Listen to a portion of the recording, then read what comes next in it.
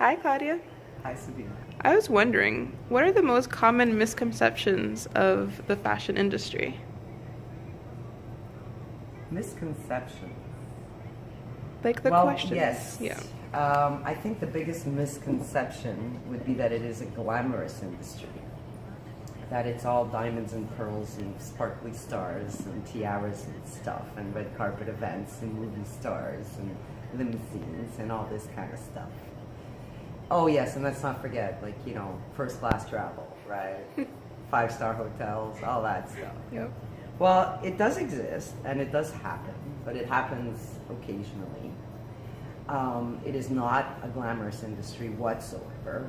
We work extremely hard with little recompense, I feel, and appreciation. Because don't forget, like, I think every designer is an artist, and every artist just wants recognition for their work.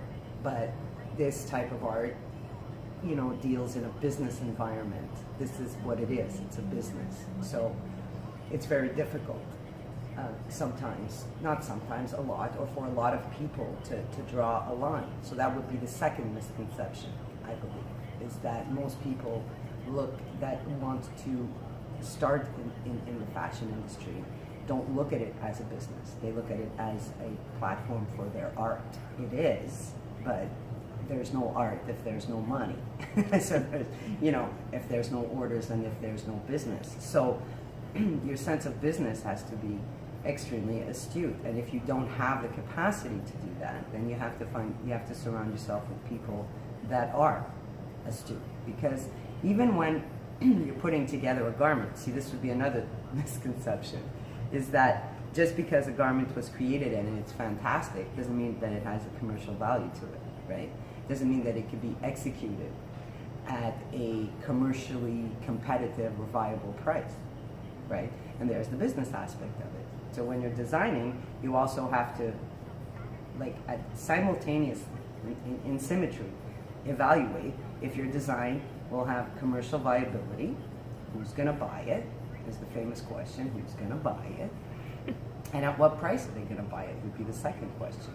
So you have to have a firm knowledge of execution, of the mechanics, meaning the production aspect of it. So there's another misconception, is that if you're a designer, you have absolutely nothing to do with production. You have everything to do with production. It's your garment, it's your design. So you have to be extremely knowledgeable. So we wear many, many hats, and we generally wear them simultaneously. So you have to be definitely adept and skilled at multitasking at all times. And another misconception would be is that everybody feels, again, because it's a very personal thing, right? It's personal. Your art is personal, but it's not personal. You don't take these things personal. You have to have a subjective eye as to what you are doing. So we get very few accolades. No one ever pats you on the back, especially if you're in charge. You never get patted on the back. Generally, people only call you when stuff's wrong. So, it's a trade that is highly, highly, highly, highly, highly, highly competitive. Everybody knows that. It's like the restaurant business and the entertainment business. And these are businesses that are extremely difficult to penetrate.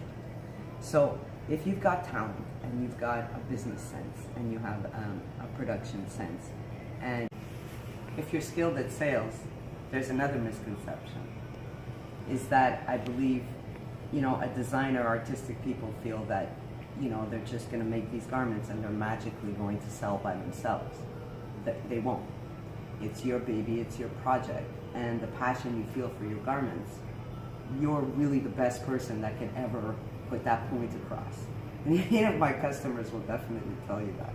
That's why I've always been the closer. I close deals, because I'll come in and I know absolutely everything I need to know about my garments, and my passion always translates, because I'm extremely passionate about what I do and what we create here. I genuinely love what we do.